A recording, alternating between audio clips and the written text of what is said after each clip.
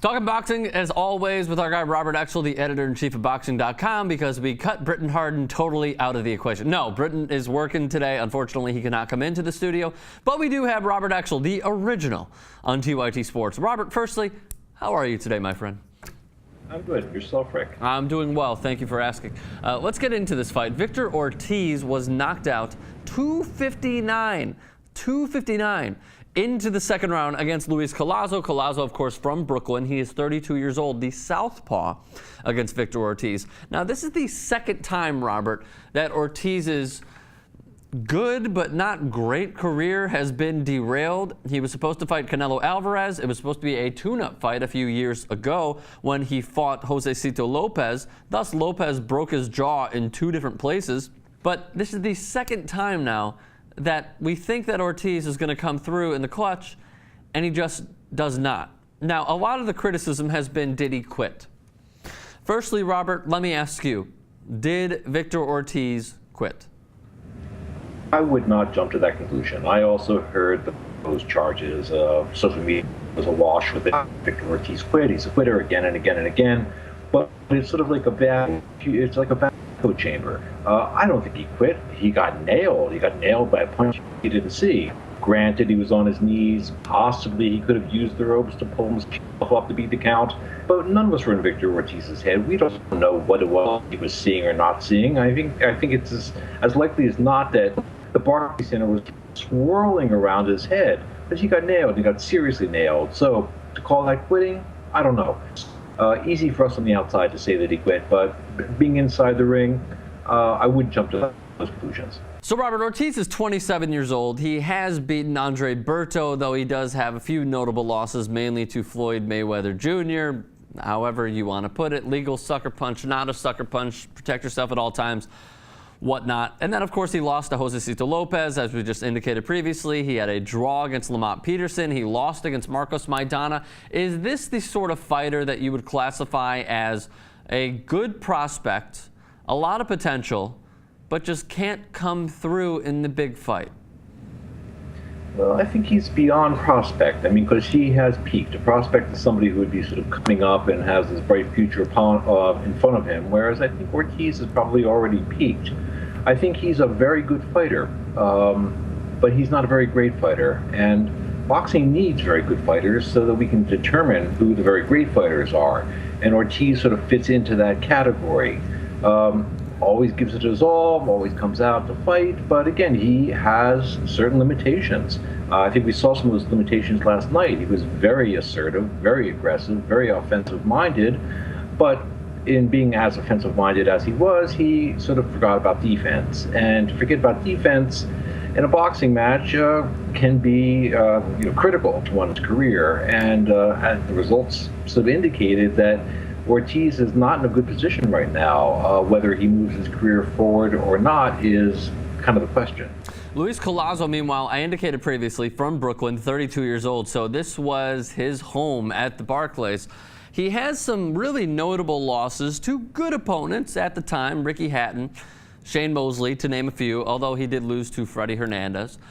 But Collazo stated, post-fight, to Fox Sports 1, and I quote, "I want Floyd. Come to Brooklyn. I'm sick of going to Vegas." Incredibly bold because, in my opinion, Floyd Mayweather Jr. would never go to Brooklyn unless it was guaranteed that he would make $70 million, $90 million, $100 million. It has to be guaranteed that he would make bank to not leave Vegas. It's incredibly bold. We know, at least you stated previously off the air, that it appears Maidana might be the next opponent. It's total fallacy and it's ridiculous, but just for the sake of argument, there's no chance that this happens, correct? I don't think there's any chance he's going to come to Brooklyn to fight Luis Collazo. I mean, that's the part that seems unbelievable. There has been talk about him because Golden Boy's got a big Barclays Center, so there has been talk about him wanting him to fight in Brooklyn, but presumably if he fights Amir Khan next, and that's sort of up in the air. I mean, he might fight in England. I mean, there's so much talk surrounding Floyd Mayweather that it's hard to know. It's hard to sort of see the forest through the trees. Everybody wants to fight Mayweather. I mean, that's basically. I mean, he's the goose that lays the golden egg. Everybody wants to fight him. So it wasn't surprising that Collazo called him out. But it would be really surprising if Mayweather went to Brooklyn, especially to fight Luis Collazo. We'll get to Victor Ortiz again in just a moment, but for Luis Collazo, ESPN was basically giving their opinion, the boxing section, basically saying that the next fight for Luis Collazo could be Keith Thurman, it could be Marcos Maidana, it could be Adrian Broner. Which one of those would you like to see? Well, I think, which one would I like to see? I mean, I suppose I would like to see him fight Keith Thurman, but I don't know that any of those opponents are going to be men that he can beat. I would almost prefer that he starts maybe maybe travels laterally, then moving up that way. I mean, he sort of returned from the dead. I mean, he suddenly is on people's lips, or at least some people's lips. I don't know that he wants to sort of blow his momentum by fighting somebody like Maidana or somebody like Thurman.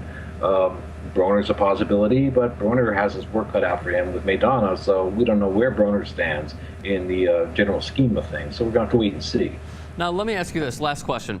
Victor Ortiz is 27 years old. He has some really notable losses, as we indicated previously. Oscar De La Hoya, his promoter, has really got his back. He brought him on Piers Morgan. He has promoted the shit out of Victor Ortiz's fights, and now he chimed in on Twitter saying that Victor Ortiz should retire. Do you agree or disagree with what De La Hoya has stated publicly? It's hard to just agree offhandedly with what Oscar states, especially on Twitter, because he says so much on Twitter that is really not meant to be taken seriously by anybody except him. Why does he want Ortiz to quit? Is it because Ortiz is no longer bankable? Is it because he's worried about Ortiz's health? Is it because he or Golden Boy is interested in dropping Ortiz? I mean, it's hard to know exactly what his motivation is. And until he clarifies that, I can't really reach any conclusions. I think Ortiz should continue fighting. It's what he does. It's what he does best. It's what has sort of salvaged his life. And again, if De La Hoya is concerned about Ortiz's health, I mean, I tip my hat to him and more power to him for recognizing that and acknowledging it. But who knows really what De La Hoya means. So here's my final point on all of this. I really do like Victor Ortiz. I know that a lot of people in the comments are going to completely disagree with me, but here's why you should like Victor Ortiz.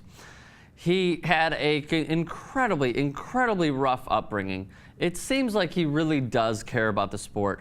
There's this criticism that he quits. He didn't quit against Floyd Mayweather. As a matter of fact, he was on the attack again. And after that was his complete downfall in the sport. He seems like a good kid. It seems like he cares about the sport. He cares about, well, his well-being. But he just seems like a good fighter who just has run into shit luck over and over and over again. I'm rooting for him. I hope that he stays in the sport and turns it into a positive instead of a negative and loses his next fight, whatever that may be. He's only 27 years old. Luis Collazo is 32 years old. It's not like he doesn't have time to turn this around, but maybe he just needs to push it that extra mile mentally. I really don't know. I'm not inside his head. We're drawing these conclusions from even being outside of his entourage. But me personally, I'm rooting for Victor Ortiz, and I hope he makes a stellar comeback. Robert Exel, the editor-in-chief of Boxing.com. You can follow him on Twitter at boxing_com and follow his great writing at www.boxing.com. Robert, thank you so much. We'll talk to you soon. Thank you, Rick. See you soon.